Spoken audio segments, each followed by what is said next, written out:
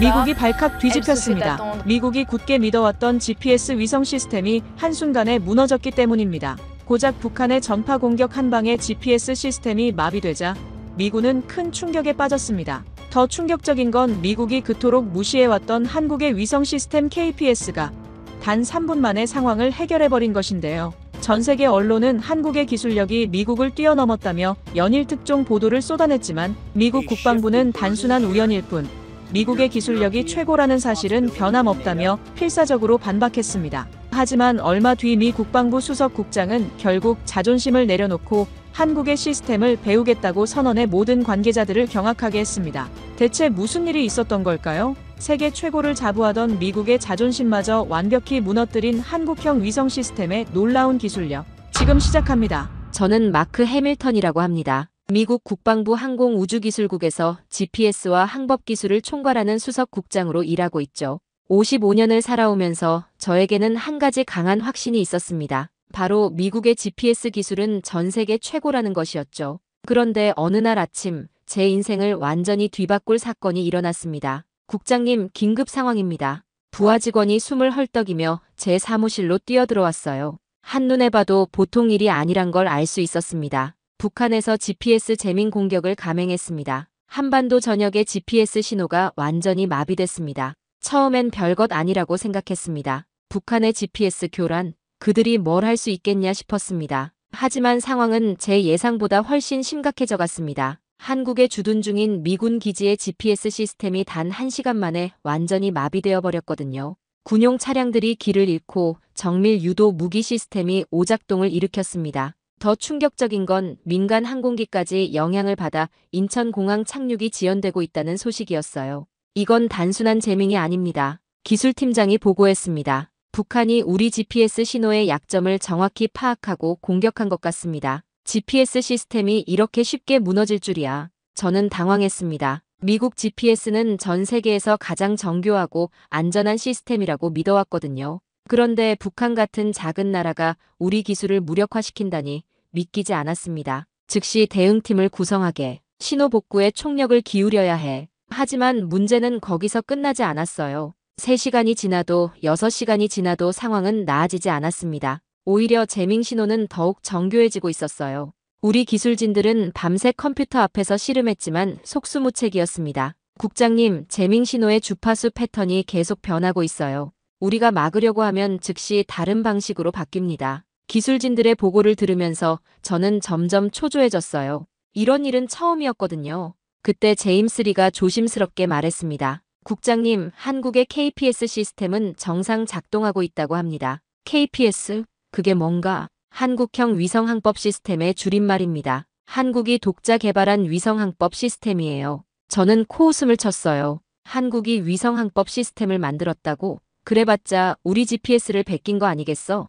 아닙니다, 국장님. KPS는 우리 GPS와는 완전히 다른 방식으로. 제임스, 지금 이 상황에서 한국 기술 이야기는 듣고 싶지 않다. 저는 화가 났어요. 미국의 자존심인 GPS가 공격받고 있는데 한국 기술을 들먹이다니요. 솔직히 말해서 저는 한국을 그냥 미국 기술을 모방하며 따라오는 국가 정도로 생각했어요. 반도체나 자동차는 어느 정도 인정하지만 위성항법 같은 첨단 기술은 전혀 다르다고 봤거든요. 하지만 상황은 계속 악화됐습니다. 북한의 GPS 재밍은 12시간 동안 지속됐고 우리는 속수무책이었어요. 그동안 한국의 KPS는 멀쩡히 작동하고 있었다고 합니다. 이건 말이 안 돼. 저는 혼잣말을 했어요. 우리가 수십 년간 개발한 기술이 이렇게 쉽게 뚫릴 일이 없는데. 하지만 현실은 냉혹했습니다. 미국 GPS의 취약점이 적나라하게 드러난 거예요. 더 큰 문제는 이것이 단순한 기술적 결함이 아니라는 점이었습니다. 북한이 우리 시스템의 구조적 약점을 정확히 파악하고 공격한 거였어요.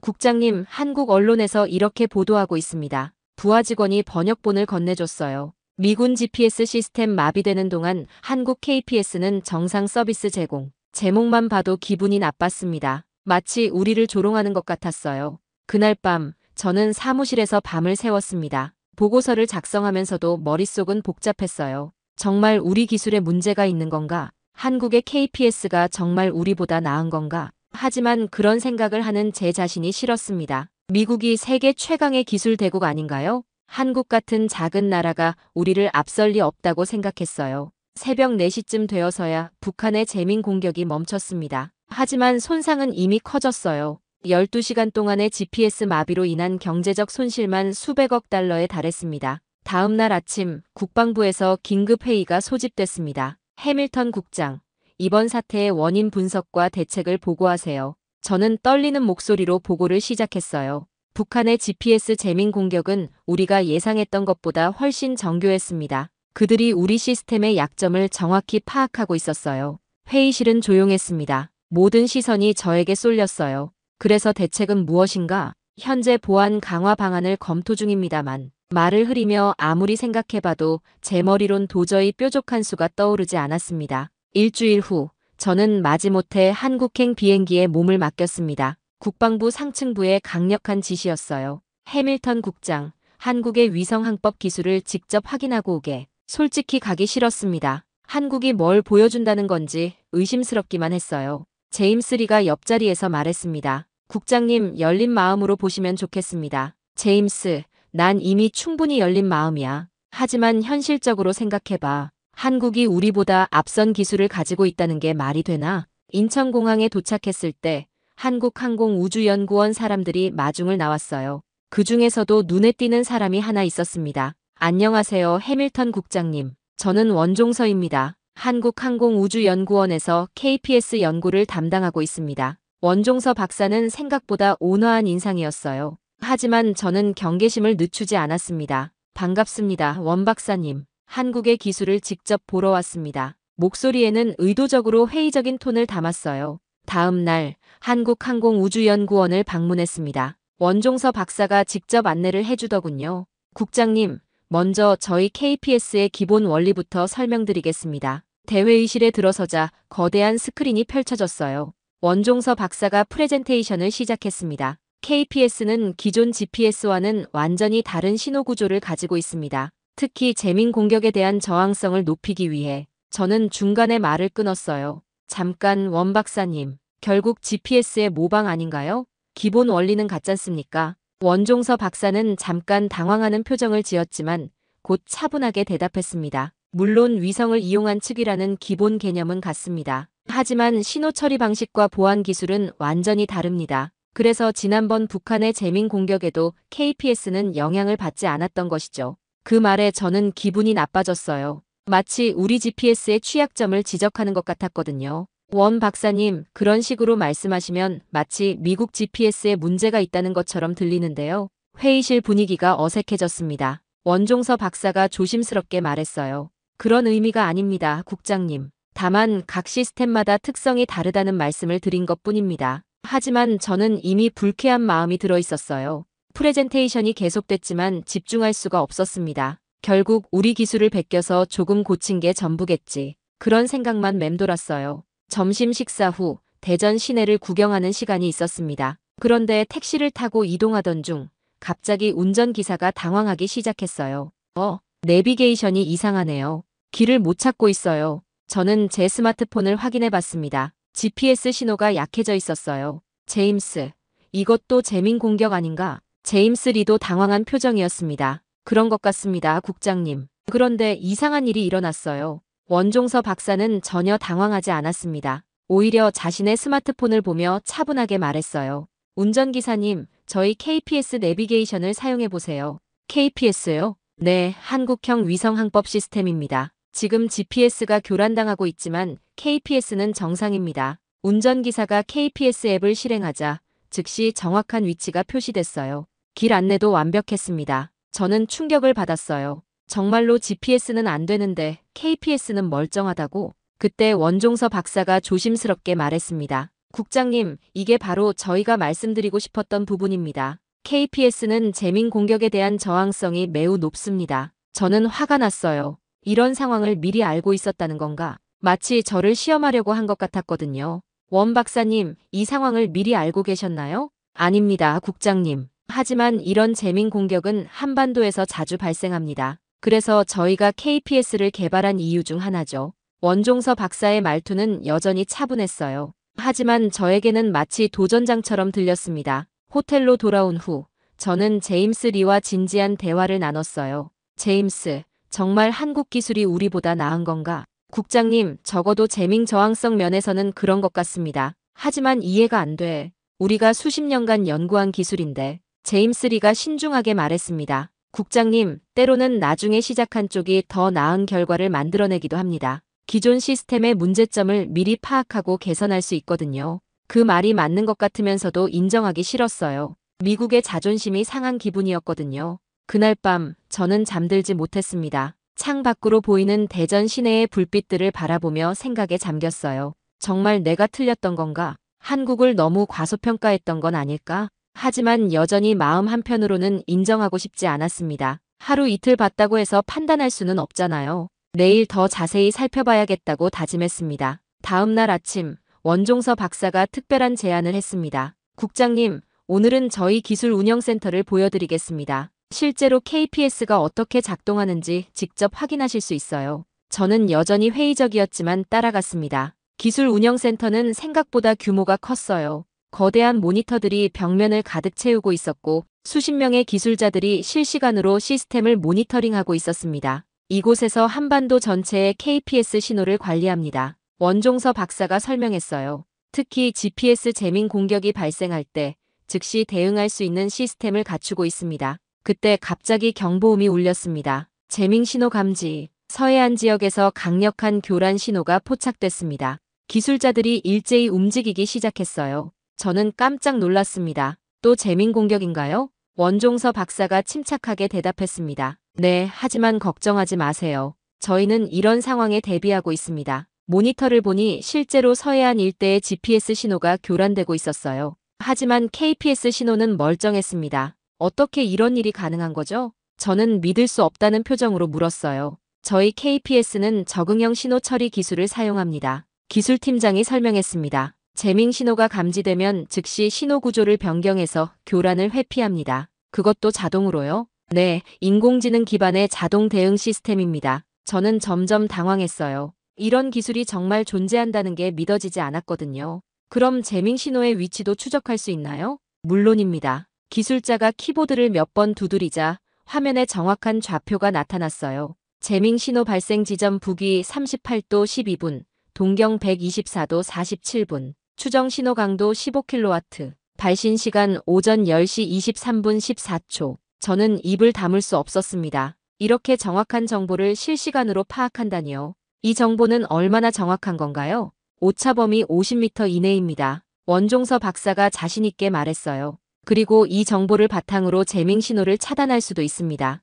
차단한다고요? 네, 저희만의 독특한 기술입니다. 그때 다른 기술자가 보고했습니다. 박사님, 역추적 신호 준비 완료됐습니다. 좋아요, 시작하세요. 저는 무슨 일이 일어나는지 이해할 수 없었어요. 하지만 몇 분 후 놀라운 일이 벌어졌습니다. 재밍 신호 강도 급격히 감소하고 있습니다. 현재 30% 수준으로 떨어졌어요. GPS 신호 복구 중입니다. 모니터를 보니 정말로 GPS 신호가 정상으로 돌아가고 있었어요. 저는 어리둥절했습니다. 어떻게 이런 일이 가능한 거죠? 원종서 박사가 설명했습니다. 저희는 재밍 신호의 패턴을 실시간으로 분석해서 역신호를 생성합니다. 마치 노이즈 캔슬링 헤드폰의 원리와 비슷해요. 재밍 신호를 상쇄시키는 신호를 보내는 거죠. 저는 완전히 충격을 받았어요. 이런 기술이 정말 존재한다니요. 이 기술은 언제부터 개발하신 건가요?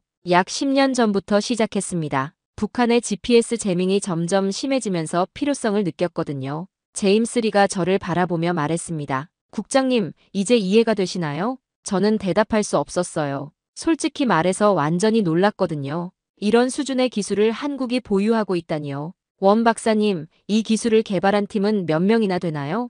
핵심 인력은 50명 정도입니다. 50명이요? 그것만으로 이런 시스템을 만들었다고요? 네, 작지만 효율적인 팀입니다. 저는 점점 부끄러워졌어요. 미국은 수천 명의 인력과 수조 원의 예산을 투입했는데도 이런 결과를 못 냈거든요. 국장님, 점심 식사 후에 실제 테스트도 보여드릴까요? 원종서 박사가 제안했습니다. 테스트요? 네, 실제 차량으로 KPS의 정밀도를 확인해 보시는 거예요. 저는 흔들리기 시작했어요. 정말 한국 기술이 우리보다 나은 건가? 그 오후 실제 테스트를 위해 차량에 올랐습니다. KPS를 장착한 자율주행 테스트 차량이었어요. 이 차량은 KPS만을 사용해서 자율주행을 합니다. 원종서 박사가 설명했어요. GPS는 완전히 차단한 상태에서 말이에요. 차량이 출발했습니다. 놀랍게도 매우 정확하게 주행했어요. 차선 변경도 완벽했고 신호등 인식도 정확했습니다. 이게 정말 GPS 없이 가능한 건가요? 네, KPS만으로도 센티미터급 정밀도가 가능합니다. 저는 할 말을 잃었어요.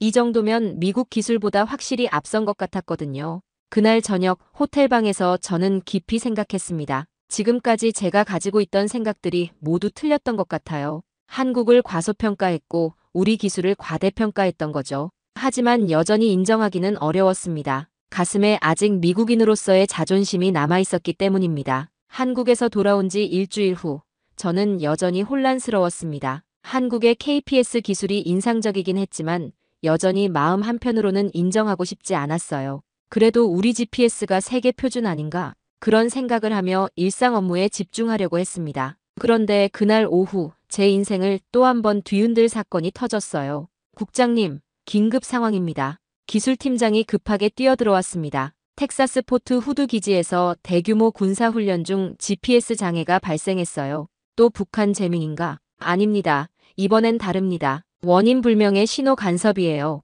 저는 급히 상황실로 향했습니다. 모니터에는 끔찍한 광경이 펼쳐져 있었어요. 수십 대의 군용 차량들이 엉뚱한 방향으로 이동하고 있었고 일부는 아예 정지해 있었습니다. 상황이 어떻게 되는 거야? 훈련 중이던 기갑부대의 GPS가 모두 오작동을 일으켰습니다. 차량들이 서로 충돌할 뻔했고 일부는 민간 지역으로 진입하기도 했어요. 저는 식은땀이 났습니다. 이런 대형 사고가 일어날 줄은 꿈에도 몰랐거든요.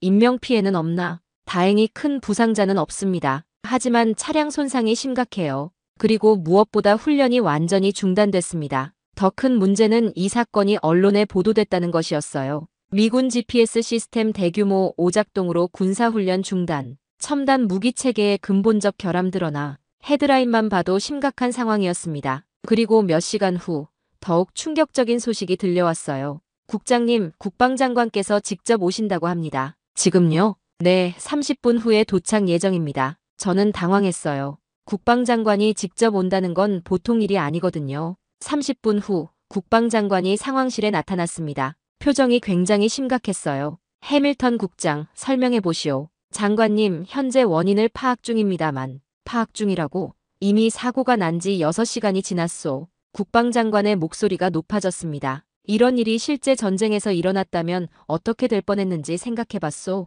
저는 고개를 숙일 수밖에 없었어요. 죄송합니다, 장관님. 죄송하다고 해결되는 문제가 아니오. 근본적인 대책이 필요해. 그때 제임스 리가 조심스럽게 말했습니다. 장관님, 한국의 KPS 기술 협력을 검토해보면 어떨까요? 국방장관이 눈썹을 찌푸렸습니다. 한국 기술이라고? 네, 최근 해밀턴 국장이 직접 확인하고 온 시스템입니다. 국방장관이 저를 바라봤어요. 해밀턴 국장, 한국 기술이 정말 우리보다 우수한가? 저는 대답하기 어려웠습니다. 솔직히 인정하고 싶지 않았거든요. 장관님, 일부 기능에서는 흥미로운 접근법을 보이고 있습니다. 흥미로운 접근법? 그게 대답이요? 국방장관이 화를 냈습니다. 지금 우리 GPS 시스템이 무용지물이 되고 있는데 체면 차리고 있을 때가 아니오. 그때 또 다른 나쁜 소식이 들려왔어요. 국장님, 캘리포니아 벤던버그 기지에서도 비슷한 문제가 발생했습니다. 무슨 소리야? 공군 훈련 중 GPS 오작동으로 전투기 2대가 비상 착륙했어요.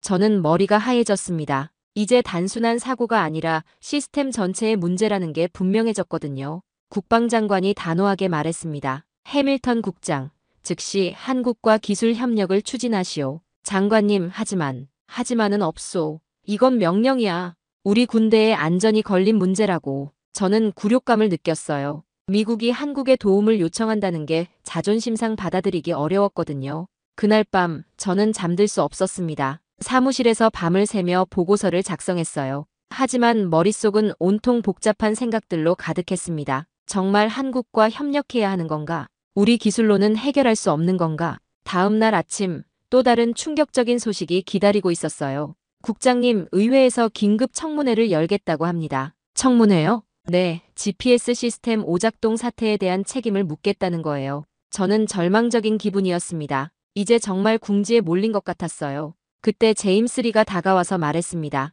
국장님, 이제 선택의 여지가 없는 것 같습니다. 한국과의 협력을 진지하게 고려해야 할 때예요. 저는 한숨을 내쉬었습니다. 제임스, 정말 그들이 우리를 도와줄까? 물론입니다. 원종서 박사는 협력에 매우 적극적이었어요. 하지만 조건이 있을 거 아닌가? 기술 공유나 정보 교환 정도일 겁니다. 나쁘지 않은 조건이죠. 저는 깊이 고민했습니다. 미국인으로서의 자존심과 현실 사이에서 갈등하고 있었어요. 하지만 더 이상 선택의 여지가 없다는 것도 알고 있었습니다. 그날 오후, 저는 중대한 결정을 내렸어요. 한국에 다시 가서 원종서 박사와 진지한 협력 논의를 시작하기로 한 거죠. 하지만 여전히 마음 한편으로는 불편했습니다. 이런 상황이 올 줄은 정말 몰랐거든요. 이틀 후, 저는 다시 한국행 비행기에 올랐습니다. 이번엔 마지못해서가 아니라 국방장관의 직접적인 명령 때문이었어요. 해밀턴 국장, 이번엔 반드시 구체적인 협력 방안을 가지고 오시오.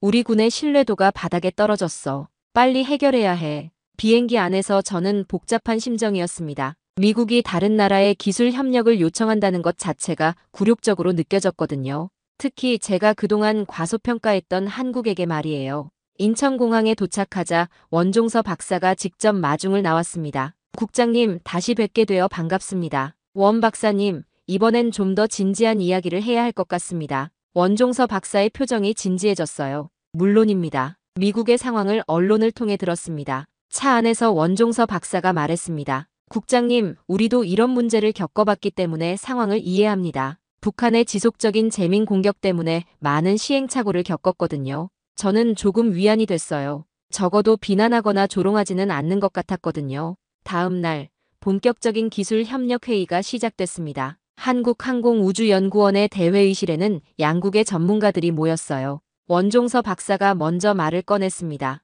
국장님, 저희가 제안드릴 수 있는 협력 방안을 준비했습니다. 첫째, KPS 신호 구조에 대한 기술 공유입니다. 둘째, 재밍 방어 시스템의 공동 개발입니다. 셋째, 양국 위성항법 시스템의 상호 보완 운영입니다. 저는 놀랐어요. 생각보다 포괄적이고 구체적인 제안이었거든요. 원 박사님, 이런 기술을 공유하는데 조건이 있나요? 물론 있습니다. 원종서 박사가 미소를 지었어요. 하지만 생각보다 간단합니다. 미국의 GPS 관련 일부 기술 정보와 운영 경험을 공유해 주시면 됩니다. 그리고 공동 연구 개발에 참여해 주세요. 저는 의외였어요. 일방적으로 기술을 달라고 하지 않았거든요. 그런데 왜 우리와 협력하려고 하시는 건가요? 솔직히 한국이 더 앞선 기술을 가지고 있는 것 같은데요.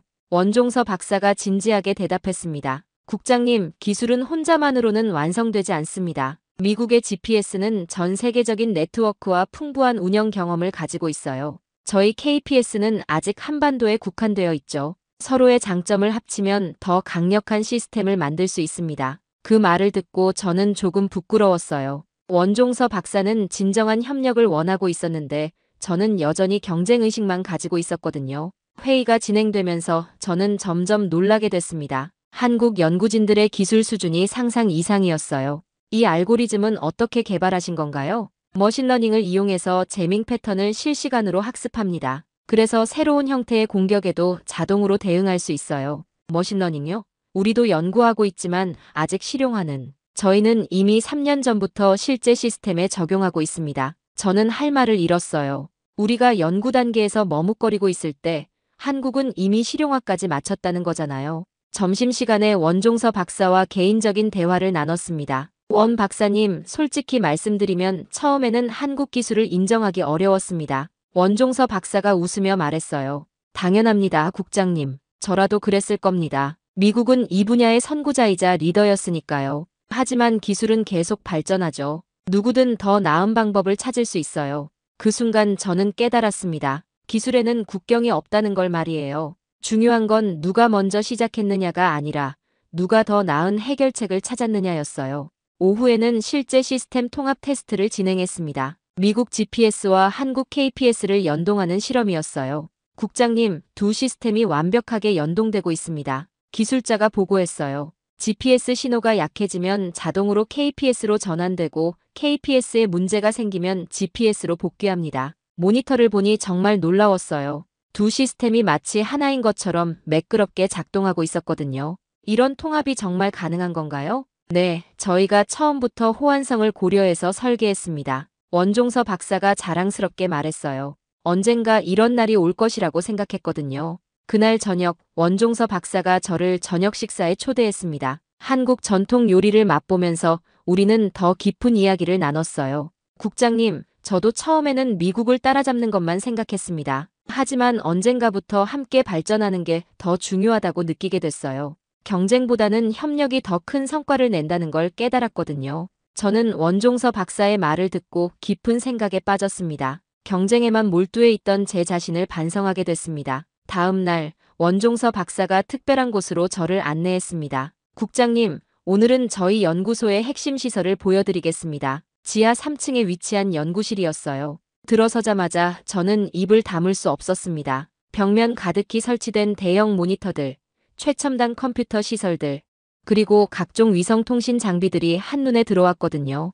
이곳에서 KPS의 핵심 기술들을 연구 개발합니다. 원종서 박사가 설명했어요. 특히 저기 보이는 시뮬레이터는 전 세계 어디서든 발생할 수 있는 재민 공격을 재현할 수 있어요. 전 세계라고요? 네, 북한뿐만 아니라 러시아, 중국, 심지어 가상의 공격 시나리오까지 모두 재현 가능합니다. 저는 그 말에 놀랐어요. 우리 국방부에서도 이런 수준의 시뮬레이터는 없었거든요. 한번 직접 체험해 보시겠습니까? 원종서 박사가 제안했습니다. 저는 시뮬레이터 앞에 앉았어요. 화면에는 가상의 도시가 펼쳐져 있었고 수많은 차량들이 움직이고 있었습니다. 국장님, 이제 강력한 재민 공격을 시작해 보겠습니다. 기술자가 버튼을 눌렀어요. 순간 화면 속 차량들이 혼란스럽게 움직이기 시작했습니다. GPS 신호가 교란되면서 길을 잃은 거였어요. 이게 바로 텍사스에서 일어났던 상황과 비슷합니다. 원종서 박사가 말했어요. 저는 가슴이 철렁했습니다. 화면 속 상황이 너무나 생생했거든요. 이제 KPS 시스템을 작동시켜 보겠습니다. 다시 버튼을 누르자 놀라운 일이 벌어졌어요. 혼란스럽던 차량들이 다시 정상적으로 움직이기 시작했습니다. 재민 공격이 계속되고 있는데도 말이에요. 어떻게 이런 일이 가능한 거죠? KPS는 다중 주파수를 동시에 사용합니다. 기술팀장이 설명했어요. 하나의 주파수가 공격받으면 즉시 다른 주파수로 전환하는 거죠. 마치 여러 개의 비상구를 준비해둔 것과 같아요. 저는 감탄했습니다. 이런 발상 자체가 혁신적이었거든요. 그런데 이 기술을 실제 차량에도 적용할 수 있나요? 물론입니다. 한번 직접 타보시겠어요? 원종서 박사가 웃으며 말했습니다. 30분 후 저는 KPS가 장착된 자율주행 차량에 타고 있었어요. 대전 시내 복잡한 도로를 달리는데 차량의 움직임이 정말 정밀했습니다. 국장님, 지금 인위적으로 GPS 신호를 차단해 보겠습니다. 기술자가 장치를 조작했어요. 하지만 차량은 전혀 영향을 받지 않았습니다. 여전히 완벽하게 자율주행을 계속했어요. 정말 놀랍네요. GPS 없이도 이렇게 정확하게 주행이 가능하다니요. 이제 더 어려운 테스트를 해보겠습니다. 차량이 지하 터널로 진입했어요. 터널 안에서는 모든 위성 신호가 차단됩니다. 하지만 차량은 여전히 정확하게 움직였어요. 터널 안에서는 어떻게 위치를 파악하는 거죠? KPS는 관성 항법 시스템과 연동됩니다. 원종서 박사가 설명했어요. 위성 신호가 없어도 차량의 움직임을 정확히 추적할 수 있어요. 터널을 빠져나오자 다시 위성 신호를 받기 시작했어요. 그런데 신호 전환이 완전히 매끄러웠습니다. 승객인 제가 전혀 느낄 수 없을 정도로 말이에요. 이 정도 기술이면 군사용으로도 충분히 활용 가능하겠네요. 네, 이미 한국군에서 테스트를 진행하고 있습니다. 특히 북한 접경 지역에서 효과가 입증됐어요. 저는 완전히 확신하게 됐습니다. 이 기술이야말로 미국이 필요로 하는 바로 그것이라는 걸 말이에요. 연구소로 돌아온 후 원종서 박사와 진지한 대화를 나눴습니다. 원 박사님, 솔직히 고백하겠습니다. 처음 한국에 왔을 때 저는 한국 기술을 무시했어요. 미국 기술의 모방 정도로 생각했거든요. 원종서 박사가 조용히 들어주었어요. 하지만 지금은 완전히 생각이 바뀌었습니다. 이건 단순한 모방이 아니라 혁신이에요. 어쩌면 우리보다 더 앞선 기술인지도 모르겠어요. 원종서 박사가 겸손하게 말했습니다. 국장님, 기술에는 우위가 없다고 생각해요. 각각 다른 강점을 가지고 있을 뿐이죠. 중요한 건 이런 기술들이 합쳐졌을 때 만들어지는 시너지예요. 그 말이 저에게 큰 깨달음을 줬어요. 그동안 저는 기술을 경쟁의 수단으로만 봤는데 협력의 도구로 볼 수도 있다는 걸 알게 된 거죠. 원 박사님, 이 기술을 미국과 공유할 의향이 정말 있으신가요? 물론입니다. 하지만 조건이 있어요. 어떤 조건인가요? 이 기술이 평화적 목적으로만 사용됐으면 합니다. 그리고 개발 과정에서 얻어진 새로운 기술들은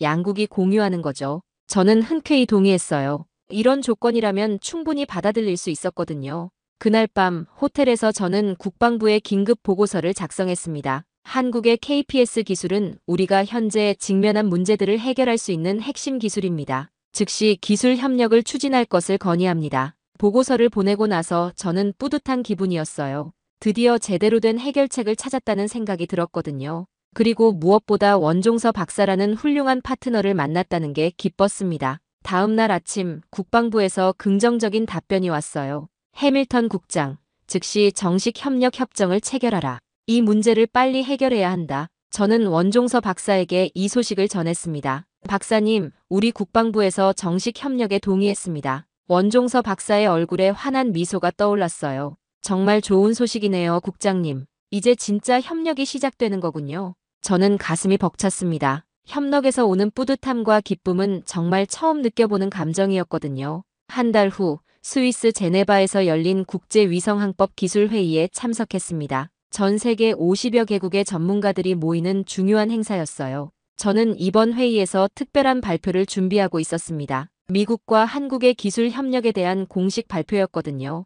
회의장에는 각국의 정부 관계자들과 기술 전문가들이 가득 모여 있었어요. 러시아, 중국, 유럽연합, 일본 등 주요국 대표들도 모두 참석했습니다. 다음 발표자는 미국 국방부 마크 해밀턴 국장입니다. 사회자가 저를 소개했어요. 저는 연단에 올라서며 깊은 숨을 들이마셨습니다. 이런 자리에서 미국의 문제점을 공개한다는 게 쉽지 않았거든요. 여러분, 오늘 저는 솔직한 이야기를 하고자 합니다. 지난 몇 개월간 미국 GPS 시스템이 겪었던 심각한 문제들에 대해서 말이에요. 회의장이 조용해졌습니다. 모든 사람들이 집중하고 있었어요. 우리 미국은 그동안 GPS 기술의 절대적 우위를 자신해왔습니다. 하지만 최근 발생한 일련의 사건들은 우리 시스템의 근본적 취약점을 드러냈어요. 중국 대표단이 서로 속삭이는 소리가 들렸습니다. 아마 미국이 약점을 인정한다는 것에 놀랐을 거예요. 특히 북한의 GPS 재민 공격과 텍사스 군사훈련 중 발생한 시스템 오작동은 우리에게 큰 충격을 줬습니다. 스크린에 텍사스 사고 당시의 영상이 나왔어요. GPS 오작동으로 혼란에 빠진 군용 차량들의 모습이었습니다. 회의장에서 작은 탄성이 터져 나왔어요. 이런 문제들을 해결하기 위해 우리는 새로운 접근법이 필요하다고 판단했습니다. 그리고 그 해답을 한국에서 찾을 수 있었어요. 원종서 박사가 객석에서 저를 바라보고 있었습니다. 격려의 눈빛이었어요. 한국의 KPS 시스템은 우리가 직면한 문제들에 대한 혁신적인 해결책을 제시했습니다. 특히 재민 공격에 대한 저항성과 다중 신호 처리 기술은 정말 놀라운 수준이었어요. 일본 대표가 의아한 표정을 지었습니다. 미국이 한국 기술을 이렇게 공개적으로 칭찬하는 건 이례적이었거든요. 저는 처음에 한국 기술을 과소평가했습니다. 솔직히 미국 기술의 모방 정도로 생각했어요. 하지만 직접 확인해 본 결과 그것은 완전히 잘못된 편견이었습니다. 저는 잠시 말을 멈추고 회의장을 둘러봤어요. 모든 사람들이 숨을 죽이고 제 말을 듣고 있었습니다. 한국의 KPS는 단순한 모방이 아니라 진정한 혁신이었습니다. 어떤 면에서는 우리 GPS보다 더 앞선 기술이라고 할 수 있어요. 러시아 대표가 동료와 무언가 열심히 논의하고 있었어요. 아마 이 발언의 의미를 분석하고 있을 거예요. 그래서 미국 국방부는 한국과의 기술 협력을 공식 결정했습니다. 양국의 위성항법 시스템을 통합하여 더욱 안전하고 신뢰할 수 있는 서비스를 제공할 예정이에요. 이때 회의장에서 웅성거림이 일어났습니다. 이건 정말 중대한 발표였거든요. 미국과 한국의 기술 협력은 전 세계 위성항법 산업에 큰 영향을 미칠 일이었어요. 이번 협력을 통해 우리는 중요한 교훈을 얻었습니다. 기술은 경쟁의 대상이 아니라 협력의 수단이어야 한다는 것입니다. 어느 한 나라가 모든 면에서 최고일 수는 없어요. 하지만 서로의 강점을 합치면 더 큰 성과를 만들어낼 수 있습니다. 유럽연합 대표가 고개를 끄덕이고 있었어요.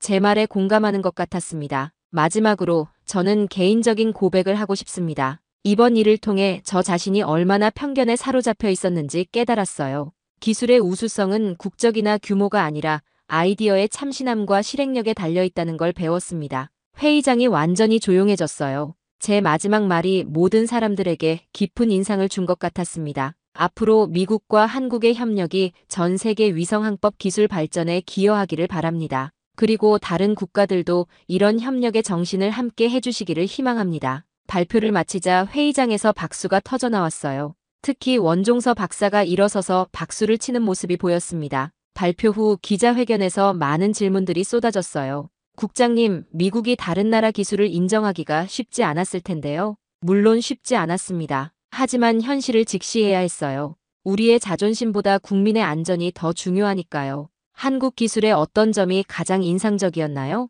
재민 공격에 대한 대응 능력이 탁월했습니다. 그리고 무엇보다 한국 연구진들의 열린 협력 정신이 감동적이었어요. 중국 기자가 날카로운 질문을 했어요. 이번 협력이 중국을 견제하기 위한 목적은 아닌가요? 저는 단호하게 대답했습니다. 전혀 그렇지 않습니다. 이는 순수하게 기술적 협력이에요. 오히려 모든 국가들이 함께 참여할 수 있는 열린 협력을 지향합니다. 기자회견이 끝난 후 원종서 박사가 저에게 다가왔어요. 국장님, 정말 훌륭한 발표였습니다. 용기 있는 결정이었어요. 저는 원종서 박사의 손을 잡았습니다. 박사님 덕분입니다. 제게 새로운 시각을 열어주셨어요. 그날 저녁 회의 참석자들을 위한 만찬이 열렸어요. 여러 나라 대표들이 저에게 와서 이야기를 걸었습니다. 해밀턴 국장, 오늘 발표가 인상적이었습니다. 독일 대표가 말했어요. 우리도 비슷한 협력에 관심이 있어요. 프랑스 대표도 관심을 보였습니다. 유럽연합도 이런 다자간 협력에 참여하고 싶습니다. 저는 기뻤어요. 제 발표가 새로운 협력의 물꼬를 트는 계기가 된 것 같았거든요. 그날 밤 호텔방에서 저는 깊은 만족감을 느꼈습니다. 몇 개월 전만 해도 상상할 수 없었던 일들이 벌어지고 있었어요. 한국 기술을 무시하던 제가 이제는 그들의 가장 큰 지지자가 되어 있었습니다. 제네바 회의에서 돌아온 지 일주일 후 워싱턴 DC에서 역사적인 순간이 펼쳐졌습니다. 미국 국방부 청사에서 한미 위성항법 기술 협력 협정 서명식이 열린 거예요. 양국의 국방장관과 주요 인사들이 모두 참석했습니다. 저와 원종서 박사도 나란히 서 있었어요. 몇 개월 전만 해도 상상할 수 없었던 광경이었습니다. 오늘 이 협정은 두 나라 기술 협력의 새로운 이정표가 될 것입니다. 미국 국방장관이 말했어요. 특히 해밀턴 국장과 원종서 박사의 노력에 깊은 감사를 표합니다. 한국 국방장관도 화답했습니다. 이번 협력은 기술의 국경이 없다는 것을 보여주는 좋은 사례입니다. 양국의 우정과 신뢰를 더욱 깊게 만들어줄 거예요. 서명식이 끝난 후 기자들의 질문이 이어졌어요. 해밀턴 국장님, 이번 협력의 의미는 무엇인가요? 저는 자신 있게 대답했습니다. 이번 협력은 단순한 기술 교류를 넘어선 의미가 있습니다. 서로 다른 접근법을 가진 두 시스템이 만나 더 강력한 결과를 만들어낸 거예요. 앞으로 GPS와 KPS의 통합 서비스를 통해 전 세계 사용자들이 더 안전하고 정확한 위치 서비스를 받을 수 있을 겁니다. 원종서 박사도 소감을 밝혔어요. 처음 해밀턴 국장님을 만났을 때는 서로 다른 입장이었습니다. 하지만 기술적 토론을 거치면서 같은 목표를 가지고 있다는 걸 알았어요. 더 나은 기술로 사람들에게 도움을 주고 싶다는 마음 말이에요. 그 말을 들으니 지난 몇 개월간의 일들이 주마등처럼 떠올랐습니다. 처음 북한의 GPS 재민 공격으로 당황했던 날부터 한국을 무시했던 제 자신이 부끄럽기까지 했어요. 서명식 후 개최된 리셉션에서 많은 사람들이 축하 인사를 전했습니다. 해밀턴 국장, 정말 대단한 성과네요. 처음에는 반대 의견도 많았는데 결국 해내셨어요. 동료들의 축하를 받으며 저는 뿌듯했습니다. 하지만 무엇보다 원종서 박사와 나눈 개인적인 대화가 가장 의미 있었어요. 박사님, 정말 고맙습니다. 저는 진심을 담아 말했어요. 저에게 새로운 시각을 열어주셨어요. 기술뿐만 아니라 인간관계에 대해서도 많은 걸 배웠습니다. 원종서 박사가 미소를 지었어요. 국장님, 저도 배운 게 많아요. 미국의 체계적인 접근법과 글로벌 네트워크는 정말 인상적이었거든요. 서로 다른 강점을 가진 우리가 만나서 더 좋은 결과를 만들어낸 거죠. 다음 달부터는 본격적인 기술 통합 작업이 시작될 예정이었어요. 양국의 엔지니어들이 함께 모여서 GPS와 KPS를 완전히 연동하는 프로젝트였습니다. 국장님, 앞으로도 자주 한국에 오셔야 할 것 같네요. 원종서 박사가 웃으며 말했어요. 당연하죠.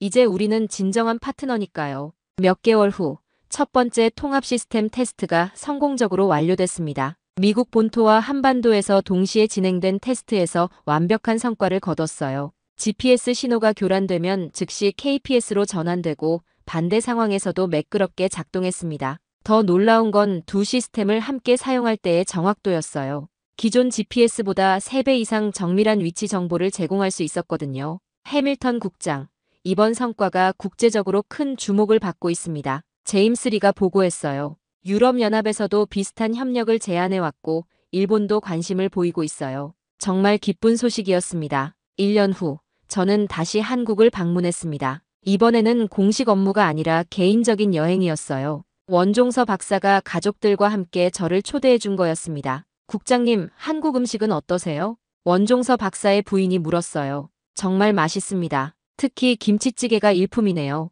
가족적인 분위기에서 나눈 대화는 더욱 의미 있었어요. 아빠, 이분이 미국에서 오신 그 유명한 분이에요? 원종서 박사의 딸이 물었습니다. 그래, 해밀턴 국장님은 아빠의 소중한 친구야. 처음에는 좀 무서워하셨지만 지금은 정말 좋은 분이시지. 원종서 박사가 웃으며 말했어요. 저도 덩달아 웃었습니다. 정말 많은 것이 변했다는 생각이 들었거든요. 그날 저녁 한강에서 원종서 박사와 산책을 했어요. 박사님, 지난 1년을 돌아보니 어떠세요? 정말 많은 변화가 있었죠. 원종서 박사가 한강을 바라보며 말했어요. 기술적으로도 발전했지만 무엇보다 새로운 친구를 얻은 게 가장 큰 수확이에요. 저도 같은 마음이었습니다. 저도 그래요. 이번 일을 통해 정말 많은 걸 배웠어요. 편견 없이 상대를 바라보는 것의 중요성을 깨달았고요. 우리는 한강의 야경을 바라보며 미래에 대해 이야기했어요. 앞으로 펼쳐질 더 큰 협력들, 그리고 기술을 통해 만들어갈 더 나은 세상에 대해서 말이에요. 귀국하는 비행기 안에서 저는 지난 1년 반을 정리해봤습니다. 북한의 GPS 재민 공격으로 시작된 위기가 결국 새로운 기회가 된 거였어요. 한국 기술을 무시했던 제가 이제는 그들의 가장 든든한 파트너가 되어 있었습니다. 무엇보다 원종서 박사라는 훌륭한 친구를 얻었다는 게 가장 큰 수확이었어요. 지금 GPS와 KPS의 통합 서비스는 전 세계적으로 확산되고 있습니다. 많은 나라들이 이 모델을 참고해서 자신들만의 협력 방안을 모색하고 있어요. 기술 협력을 통한 상생의 모델이 현실이 된 거죠. 그리고 저는 이 모든 변화의 중심에서 소중한 경험을 했습니다. 편견을 버리고 열린 마음으로 상대를 바라볼 때 얼마나 큰 가능성이 열리는지를 몸소 체험했습니다. 앞으로도 이런 협력의 정신을 잃지 않고 더 나은 기술과 더 나은 세상을 만들어가고 싶습니다. 원종서 박사와 함께 말이에요. 여러분은 지금 어디에서 이 이야기를 듣고 계신가요? 댓글로 남겨주시면 감사드리겠습니다. 미국 국방부 장관의 폭탄 발언에 전 세계가 큰 충격에 빠졌습니다. 항상 무시해왔던 나라가 있습니다. 늘 과소평가했던 강대국이 있었습니다. 우리가 강하게 압박하기만 하면 즉시 고개를 숙일 줄만 알았습니다. 하지만 그것은 저의 완벽한 오판이었습니다. 그래서 저는 지금 그들에게 진심을 담은 사과를 전하려 합니다. 그 나라의 이름은 바로 대한민국입니다. 전 세계 카메라 앞에서 쏟아낸 미국 국방부 장관의 충격적인 사과. 세계는 경악했습니다. CNN, BBC, NHK 등 전 세계의 주요 언론은 이례적인 발언이라며 연일 후속 기사를 쏟아내고 있습니다. 도대체 미국에선 지금 무슨 일이 벌어지고 있는 걸까요? 한 미국인의 오만으로부터 시작된 충격적인 이야기, 지금부터 시작합니다. 그 전에 딱 1초만 투자하셔서 영상 제작에 큰 힘이 되는 구독과 좋아요 버튼 꼭 부탁드리겠습니다. 저는 제임스 오코넬입니다. 주변 사람들은 저를 불독이라고 부르죠. 한번 물면 절대 놓지 않는 성격 때문입니다. 미 육군 삼성 장군으로 전역한 뒤 지금은 워싱턴 DC에서 가장 영향력 있는 군사 컨설팅 회사 오코넬 스트래티직 솔루션스를 운영하고 있습니다. 처음으로 임관했을 때를 생각하면 지금까지 어떻게 버텨왔는지 제가 참 대견합니다. 1975년 웨스트포인트 육군사관학교를 졸업하고 소위로 임관했을 때 소련과의 냉전이 한창이던 시절이었습니다. 소련의 T-72 전차와 우리의 M60 패튼이 유럽 평원에서 맞붙을 날을 대비해 훈련을 거듭했습니다. 그때부터 저는 한 가지 확신을 가지게 됐습니다. 미군의 기술력과 화력은 누구도 넘볼 수 없는 세계 최강이라는 것을 말입니다. 독일 주둔 기간 동안 소령으로 진급했습니다. 전차 정비부터 사격술까지 미군 기갑의 모든 것을 체득했죠. 1991년 걸프전에서 중령으로 제2기갑사단 전차대대를 지휘했습니다. 73위 스팅 전투에서 이라크 공화국수비대 메디나 기갑사단을 괴멸시킨 그날은 제 인생에서 평생 잊을 수 없는 날이 되었습니다. 우리의 M1 에이브람스 23대가 이라크군 T-7이 전차 50여 대를 단 몇 시간 만에 박살냈습니다. 압도적인 기술 우위였죠. 그날 확신했습니다. 미군 장비를 따라올 수 있는 나라는 없다고 말입니다. 이라크전에서는 준장으로 제1기갑사단을 이끌었습니다. 바그다드 진격 작전에서도 같은 결과였죠. 미군의 압도적인 화력과 기동력 앞에서 적군은 속수무책이었습니다. 그 경험들이 제 신념을 더욱 굳건하게 만들었습니다. 2025년 3월 12일 화요일 펜타곤 회의실에 앉아 있었습니다. 트럼프 2기 정부의 새로운 국방정책을 논의하는 자리였습니다. 40년간 군복을 입고 살아온 제가 보기에 미국은 잘못된 길로 가고 있었습니다. 가슴이 답답했습니다. 동북아시아에 너무 많은 자원을 투입하고 있다는 생각이 들었죠. 주한미군을 대폭 축소해야 합니다. 제가 회의 테이블을 두드리며 목소리를 높였습니다. 그 예산으로 태평양 해군력과 공군력을 증강해야 합니다. 한국군은 미군 없이는 북한의 초기 공세조차 막아낼 수 없는 이류 군대입니다. 회의실 분위기가 차갑게 식었습니다. 참석자들의 시선이 저에게 집중됐죠. 하지만 저는 확신했습니다. 6.25 전쟁 때부터 지금까지 한국군은 미군의 원조와 지원 없이는 아무것도 할 수 없었습니다. 한국의 K9 자주포나 K2 전차 같은 무기들, 겉보기에는 그럴듯해 보이지만 실전 검증이 부족합니다.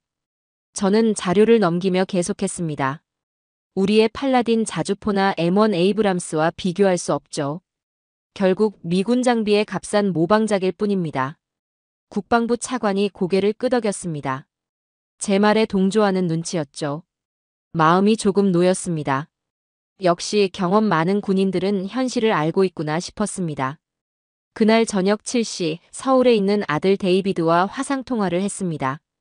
42살인 아들은 미 육군 대령으로 주한미군에서 한미연합작전 및 군사기술 협력 담당관으로 근무하고 있습니다.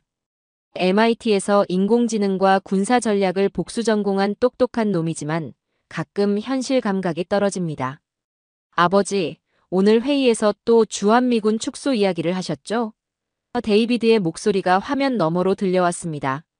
하지만 이곳의 K2 흑표 전차를 직접 보시면 생각이 바뀌실 겁니다. 산악 지형 기동성은 저희 M1 에이브람스보다 뛰어납니다. 제 머리에 피가 올랐습니다. 아들이 현지에서 너무 오래 지내면서 객관적 판단력을 잃은 것 같았죠. 감상에 빠진 소리 하지 마. 저는 목소리를 높였습니다. 그 깡통 장난감이 실전에서 통할 거라고 생각하나? 데이터가 뭘 증명한다고?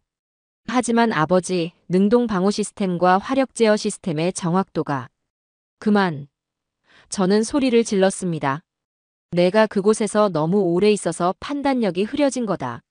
한국군은 우리의 보조부대일 뿐이라고. 전화를 끊고 나니 가슴이 두근거렸습니다. 제 유일한 아들마저 한국군 장비에 현혹되다니. 화가 치밀어 올랐습니다. 하지만 저는 확신했습니다. 진짜 전쟁이 터지면 결국 미군이 모든 걸 해결해야 한다는 것을 말입니다. 그런데 그때는 전혀 몰랐습니다. 제가 평생 지켜온 저의 확신과 편견이 산산조각날 충격적인 사건들이 연달아 기다리고 있다는 것을요. 국방부에서 저희 회사에 특별한 프로젝트를 의뢰했습니다. 동북아시아 가상전쟁 시뮬레이션 워게임이었죠. 제게는 절호의 기회였습니다. 한국군의 한계를 명확히 입증할 수 있는 기회 말입니다. 며칠 후 제 사무실에서 시뮬레이션 설계를 시작했습니다. 핵심 시나리오는 간단했죠. 미군 증원이 지연될 경우 한국군이 얼마나 버틸 수 있는가. 저는 확신했습니다. 72시간이면 충분할 거라고 말입니다. 존슨, 한국군 장비 데이터를 입력하게. 제가 부하 직원에게 지시했습니다. K9 자주포 성능을 우리 팔라딘의 70%로 설정해. 그게 현실적이니까. 존슨이 의아한 표정을 지었습니다. 장군님, 공식 스펙으로는 K9이 팔라딘보다 사거리가 더 깁니다만. 공식 스펙과 실전은 다른 거야. 저는 단호하게 말했습니다. 한국 무기들의 카탈로그 성능을 그대로 믿으면 안 된다고. 실제로는 그것의 70% 정도가 고작이지. K2 전차 데이터를 보며 코웃음을 쳤습니다. 능동 방호 시스템이라는 것도 있더군요. 이것도 과대 광고일 가능성이 높다. 우리 트로피 시스템에 50% 효율로 입력해. 시뮬레이션 환경도 한국군에게 불리하게 설정했습니다. 북한군의 초기 기습 공세 시나리오였죠. 미군 공군 지원도 최소화했습니다. 저는 예상되는 결과가 뻔했습니다. 한국군 방어선은 3일 내로 붕괴될 것이고 결국 미군의 대규모 지상군 투입이 불가피하다는 결론이 나올 겁니다. 이번 워게임으로 주한미군 축소론에 대한 반박 근거를 확실히 만들 수 있을 겁니다. 제가 참모들에게 말했습니다. 한국군 단독으로는 절대 불가능하다는 것을 데이터로 증명하는 거죠. 하지만 뭔가 이상했습니다. 시뮬레이션을 돌릴 때마다 예상과 다른 변수들이 나타났죠.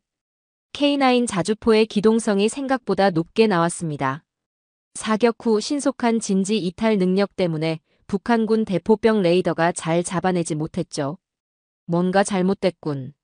저는 중얼거렸습니다. 다시 한번 확인해봐. 데이터를 재검토했지만 별다른 오류는 없었습니다. 그때는 몰랐죠. 제가 의도적으로 낮춘 70% 성능도 이미 충분히 강력했다는 것을 말입니다. 며칠 더 시뮬레이션을 돌렸습니다. 결과는 계속 예상을 벗어났죠. 한국군이 미군 지원 없이도 일주일 이상 버텨내는 시나리오가 반복됐습니다. 제 확신에 첫 번째 균열이 생기기 시작했습니다. 그런데 이것은 단지 시작에 불과했습니다. 일주일 후 1차 워게임 결과 보고서가 제 책상에 올라왔습니다. 표지를 넘기는 순간 눈이 휘둥그레졌습니다. 믿을 수 없는 결과였습니다. 한국군이 미군 개입 없이 10일간 방어선을 유지했습니다. 어떻게 이런 일이 가능한 거지? 저는 깜짝 놀라며 혼잣말했습니다. 제가 예상했던 72시간을 훨씬 넘어선 수치였거든요. 존슨, 당장 여기 와봐. 저는 소리를 질렀습니다. 가슴이 쿵쾅거렸습니다. 이 데이터가 맞나? K9 자주포가 북한군 포병 전력의 60%를 무력화시켰다고? 존슨이 긴장한 얼굴로 대답했습니다. 예, 장군님. 슈센스쿠트 전술 때문입니다. 사격 후 3분 내로 진지를 이탈해서 북한군 대포병 레이더가 포착하지 못했습니다. 슈센스쿠트가 뭐야? 저는 당황했습니다. 제 머리가 복잡해졌습니다. 처음 들어보는 용어였거든요. 그게 뭐하는 전술이야? 제가 의아해하며 물었습니다. 사격 후 신속하게 진지를 바꾸는 겁니다.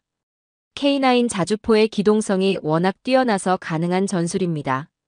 더 충격적인 내용이 있었습니다. K2 전차의 능동 방호 시스템이 북한군 대전차 미사일 80%를 요격했다는 대목이었습니다. 이건 말이 안 돼. 저는 속으로 외쳤습니다. 제가 50%로 설정한 효율도 이미 과소평가였던 겁니다. 이건 말이 안 된다. 저는 책상을 주먹으로 쳤습니다.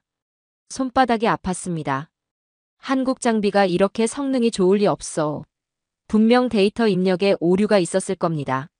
참모들이 모두 긴장한 표정이었습니다. 하지만 저는 인정할 수 없었습니다. 40년간 쌓아온 제 신념을 부정하는 결과였으니까요. 한국군 데이터베이스를 처음부터 다시 검토해. 제가 명령했습니다. 목소리가 떨렸습니다. 분명히 어딘가에 오류가 있을 겁니다. 그들의 장비가 우리 장비와 맞먹을 리 없다고. 그날 밤 집에 돌아와서도 마음이 편치 않았습니다. 혹시 내가 뭔가 놓친 게 있나? 저는 불안해하며 관련 자료들을 다시 찾아봤습니다. 하지만 찾을수록 더 혼란스러웠습니다. K9 자주포의 사거리가 정말로 팔라딘보다 깁니다. K2 전차의 능동 방호 시스템도 실제로 존재하는 기술이었습니다. 도대체 이게 어떻게 가능한 거지? 저는 머리를 쥐어뜯었습니다. 제가 허위 정보라고 생각했던 것들이 모두 사실이었거든요. 도대체 언제부터 한국 무기들이 이렇게 발전한 거지? 저는 혼잣말을 했습니다. 가슴이 답답했습니다. 제가 알고 있던 한국군은 여전히 6.25 전쟁 당시의 모습에 머물러 있었거든요. 내가 정말 잘못 알고 있었던 건가? 저는 처음으로 제 자신을 의심하기 시작했습니다. 하지만 받아들이기 어려웠습니다. 그런데 이상한 일은 여기서 그치지 않았습니다. 며칠 뒤 더 큰 충격이 기다리고 있었죠. 며칠 후 제 휴대폰이 요란하게 울렸습니다. 호주 국방부 담당자로부터 온 전화였죠. 심장이 쿵쾅거렸습니다. 분명 좋은 소식일 거라고 생각했거든요. 장군님, 죄송합니다만. 담당자의 목소리가 어둡게 들렸습니다. 호주 차세대 전차 사업에서 M1 에이브람스가 탈락했습니다. 뭐라고? 저는 깜짝 놀라며 소리쳤습니다. 그게 무슨 소리야? 우리가 1차 평가에서 1위였잖아. 최종 선정된 것은 한국의 K2 흑표 전차입니다. 전화기를 떨어뜨릴 뻔했습니다. 가슴이 답답해졌죠. 어떻게 이런 일이 가능한 거지? 저는 완전히 당황했습니다. 이유가 뭡니까? 제가 떨리는 목소리로 물었습니다. 성능과 가격, 그리고 압도적으로 빠른 납기 때문입니다. K2는 2년 내 인도가 가능하지만 에이브람스는 5년이 걸린다고 하더군요. 전화를 끊고 나니 다리에 힘이 빠졌습니다. 소파에 주저앉았죠. 제가 평생 신봉했던 미군 장비의 우위가 처참하게 무너지는 순간이었습니다. 그날 저녁 뉴스를 켰습니다. 호주 전차 사업 소식이 메인 뉴스로 나오더군요. 더 충격적인 건 제 라이벌 마크 셰이퍼가 전문가로 출연한 것이었습니다. 이제 전장은 이름값이 아니라 데이터로 움직입니다. 마크가 카메라를 똑바로 바라보며 말했습니다. 호주가 현명한 선택을 했죠. 성능 대비 가격, 신속한 납기, 지속적인 업그레이드 보장까지. 이것이 21세기 무기 거래의 새로운 기준입니다.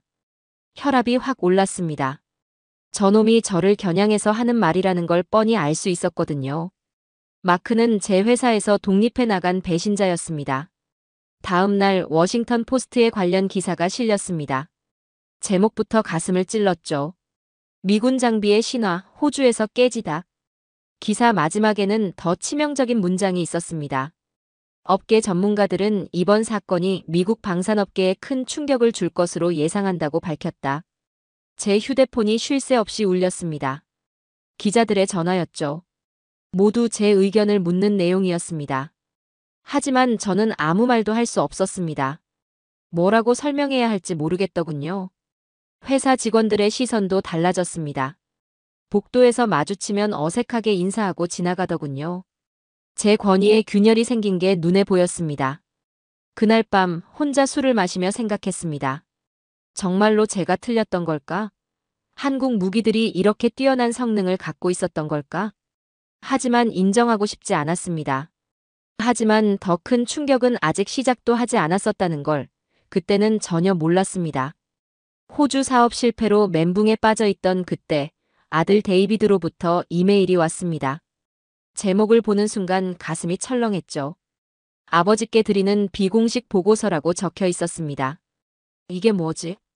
저는 중얼거리며 첨부 파일을 클릭했습니다. 마음이 두근거렸어요. 아들이 무슨 말을 하려는 건지 감이 안 왔거든요. 첫 번째 파일은 동영상이었습니다. 한미연합 기동훈련 실제 영상이더군요. 화면에 K2 전차가 나타났습니다. 제가 그토록 깡통 장난감이라고 비웃었던 그 전차 말이죠. 저는 눈을 비비며 화면을 자세히 봤습니다. K2 전차가 대전차 미사일을 날아오는 걸 요격하고 있었어요.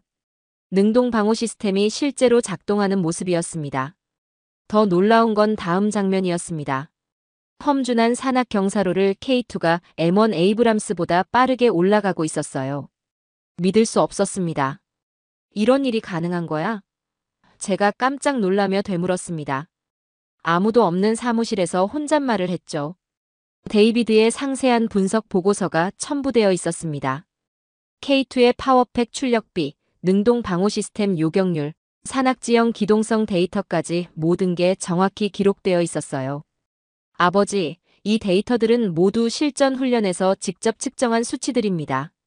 보고서 서두에 적힌 아들의 말이었죠. K2 전차의 산악지형 기동 능력은 M1보다 40% 뛰어납니다. 손이 떨렸습니다. 제가 시뮬레이션에서 50%로 깎아서 입력했던 능동 방호 시스템 효율이 실제로는 85%였던 겁니다. 제가 얼마나 과소평가했는지 적나라하게 드러났어요. 영상을 다시 돌려봤습니다. 이번에는 K9 자주포 장면이었죠. 사격 후 2분 30초 만에 완전히 다른 진지로 이동하는 모습이 보였습니다. 슈센스쿠트 전술의 실제 모습이었어요. 이게 진짜였구나. 저는 한숨을 크게 쉬었습니다. 제가 그동안 얼마나 무지했는지 깨달았거든요. 보고서 마지막 부분에 데이비드의 개인적인 메시지가 있었습니다. 아버지, 한국군은 더 이상 보조부대가 아닙니다. 진정한 파트너로 거듭났어요. 직접 보시면 생각이 바뀌실 겁니다. 그날 밤 잠이 오지 않았습니다. 영상을 수십 번 돌려봤어요. 볼 때마다 제 고정관념이 하나씩 무너져 내렸습니다. 40년간 쌓아온 신념에 거대한 균열이 생겼죠. 내가 정말 틀렸던 건가? 저는 천장을 바라보며 중얼거렸습니다. 처음으로 제 자신을 의심하기 시작했어요. 하지만 아직 인정하고 싶지 않았습니다. 분명 다른 이유가 있을 거라고 생각했죠. 그래서 마크 셰이퍼를 직접 만나보기로 했습니다. 다음 날 오전, 저는 마크 셰이퍼의 사무실로 향했습니다. 가슴이 쿵쾅거렸어요. 제 라이벌에게 굴욕을 당할 수도 있다는 생각이 들었거든요. 오코넬 장군님, 어서 오세요. 마크가 비꼬는 듯한 미소를 지으며 맞아주었습니다. 호주 사업권으로 오신 거죠? 그래. 저는 단호하게 말했습니다. 자네가 어떤 수를 썼는지 알고 싶어서 왔네. 분명 부정한 방법을 썼을 거야. 마크가 피식 웃었습니다. 장군님, 앉으시죠. 제가 보여드릴 게 있습니다. 그가 두꺼운 파일을 꺼내 책상에 올려놓았어요. 수십 장의 데이터 시트가 들어있었습니다. 저는 깜짝 놀랐죠. 이게 뭔가? 제가 의아해하며 물었습니다. 호주 국방부에 제출한 실제 분석 자료입니다. 마크가 차분하게 설명했어요. 장군님, 이건 단순한 탱크 한 대의 성능 비교가 아닙니다. 첫 번째 페이지에는 생산 효율성 비교표가 있었습니다. K2 전차의 월간 생산량이 에이브람스의 3배였어요. 믿을 수 없었습니다. 한국은 생산 라인의 효율성부터 다릅니다. 마크가 계속 설명했죠. 신속한 유지보수 시스템, 지속적인 업그레이드 약속까지. 전쟁 지속 능력 전체를 판 겁니다. 다음 페이지는 더 충격적이었습니다. K2 전차의 부품 호환성과 현지 생산 가능성에 대한 분석이었어요. 호주에서 직접 조립할 수 있다는 내용이었습니다. 이건 어떻게 가능한 거지? 저는 당황하며 물었습니다. 한국이 처음부터 수출을 염두에 두고 설계했기 때문입니다. 마크의 목소리에 확신이 담겨 있었어요. 모듈화 설계, 표준화된 부품, 간소화된 정비 절차까지. 모든 게 계산된 겁니다. 제가 가장 충격받은 건 가격 경쟁력이었습니다. K2가 에이브람스보다 30%나 저렴했어요. 그러면서도 성능은 동등하거나 일부 분야에서는 더 뛰어났습니다. 장군님께서는 아직도 20세기 방식으로 전쟁을 보고 계십니다. 마크가 날카롭게 지적했어요. 이제는 플랫폼 하나의 성능이 아니라 전체 시스템의 효율성이 승부를 결정합니다. 마크가 보여준 자료는 데이비드가 보낸 보고서와 정확히 일치했습니다. 더 이상 부정할 수 없었어요. 제가 완전히 틀렸다는 걸 인정할 수밖에 없었죠. 그렇다면 저는 떨리는 목소리로 물었습니다. 우리 미군의 우위는 어디에 있는 건가? 여전히 많은 분야에서 앞서 있습니다. 마크가 진지하게 대답했어요. 하지만 독점적 우위는 끝났죠. 이제는 파트너십의 시대입니다. 사무실을 나서며 머리가 복잡했습니다. 40년간 믿어왔던 모든 게 무너져 내리는 느낌이었어요. 하지만 동시에 묘한 해방감도 들었습니다. 진실을 마주할 때가 왔다는 걸 깨달았거든요. 그날 오후 저는 회사 핵심 참모들을 긴급 소집했습니다. 가슴이 두근거렸어요. 제가 평생 처음으로 제 잘못을 인정해야 하는 순간이었거든요. 모두 앉으시오. 제가 무거운 목소리로 말했습니다. 참모들의 얼굴에 긴장감이 역력했어요. 분명 질책을 예상하고 있었을 겁니다. 장군님, 호주 사업권으로 대책 회의를 하시는 건가요? 존슨이 조심스럽게 물었습니다. 저는 깊게 숨을 들이쉬었습니다. 아니다. 오늘은 내가 고백할 일이 있어서 여러분을 불렀습니다. 회의실이 조용해졌어요. 모두가 제 다음 말을 기다리고 있었죠. 내가 틀렸습니다. 제가 단호하게 말했어요. 나의 오만함이 우리의 눈을 가리고 있었습니다. 참모들이 깜짝 놀란 표정을 지었습니다. 제가 이런 말을 하는 걸 처음 들어봤을 테니까요. 워게임 결과가 잘못된 게 아니었어요. 저는 계속했습니다. 데이터 오류도 아니었고, 문제는 제 인식 오류였습니다. 존슨이 조심스럽게 입을 열었어요. 그럼 한국군 장비들의 성능이 정말로. 그렇습니다. 제가 고개를 끄덕였어요. K9 자주포, K2 전차, 모든 게 우리가 예상했던 것보다 훨씬 뛰어났습니다. 제 마음이 편해졌습니다. 진실을 말하니까 오히려 후련했어요. 당장 모든 한국군 장비 데이터를 현실에 맞게 수정하시오. 제가 명령했습니다. K9 자주포 성능을 100%로 올리고 K2 전차의 능동 방호 시스템도 실제 효율로 입력해요. 장군님, 그렇게 하면 워게임 결과가 완전히 바뀔 텐데요. 한 참모가 걱정스럽게 말했습니다. 바뀌어야 합니다. 저는 단호하게 대답했어요. 그리고 한미연합군의 상호 운용성 데이터를 최상으로 설정하시오. 한국군을 보조부대가 아닌 동등한 파트너로 말입니다. 참모들이 서로 눈치를 보았습니다. 하지만 아무도 반대하지 않았어요. 제 결심이 확고하다는 걸 알았거든요. 그날 밤 저는 데이비드에게 전화를 걸었습니다. 심장이 쿵쾅거렸어요. 아들에게 사과해야 한다는 생각이 들었거든요. 아들아. 제가 떨리는 목소리로 말했습니다. 내가 보낸 보고서 잘 봤다. 아, 아버지. 데이비드의 목소리도 긴장되어 있었어요. 내 말이 맞았구나. 저는 솔직하게 인정했습니다. K2 전차, K9 자주포, 모든 게 내가 생각했던 것보다 훨씬 뛰어났어. 전화 너머로 데이비드가 놀라는 기색이 느껴졌어요. 정말요, 아버지? 그래. 그곳의 상황에 대해 더 자세히 듣고 싶다. 제가 진심으로 말했습니다. 아버지가 너무 고집스러웠구나. 그날 밤 아버지와 아들의 오랜 갈등이 해소되었습니다. 제 마음도 한결 가벼워졌어요. 하지만 진짜 변화는 이제 시작이었습니다. 새롭게 수정된 워게임을 돌린 결과는 정말 놀라웠습니다. 제가 깜짝 놀랄 정도였어요. 한국군을 진정한 파트너로 설정하자 모든 게 바뀌었거든요. 장군님, 결과가 나왔습니다. 존슨이 흥분된 목소리로 보고했어요. 동북아 전쟁 시나리오에서 미군 피해율이 40% 감소했습니다. 뭐라고?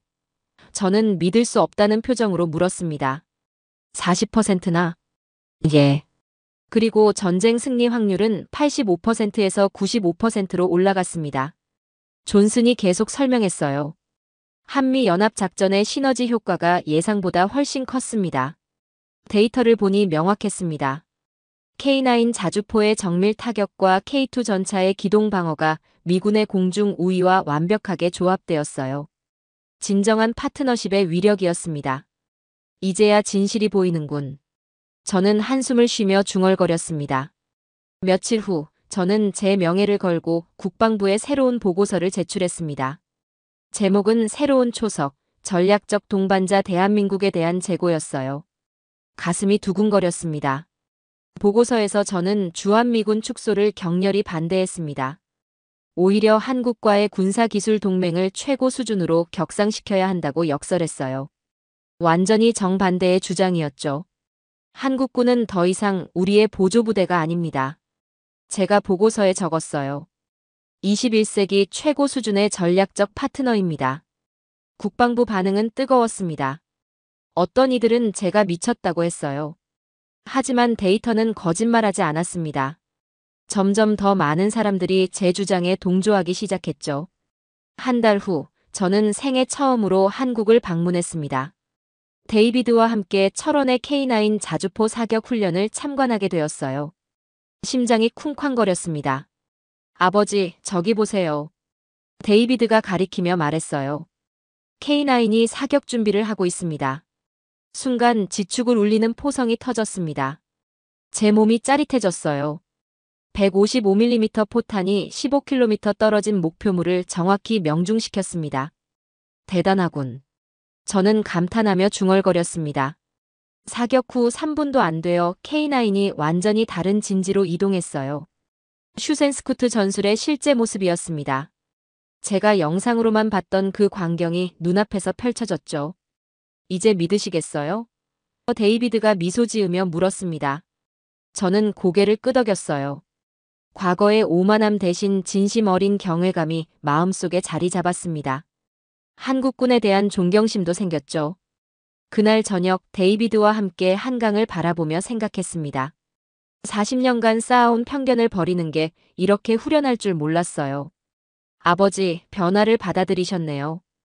데이비드가 말했습니다. 그래. 늙은 불독도 새로운 걸 배울 수 있다는 걸 깨달았어. 저는 웃으며 대답했어요. 진정한 파트너십의 의미를 이제야 알게 되었습니다. 미래는 혼자가 아닌 함께 만들어가는 것이라는 걸 말이죠.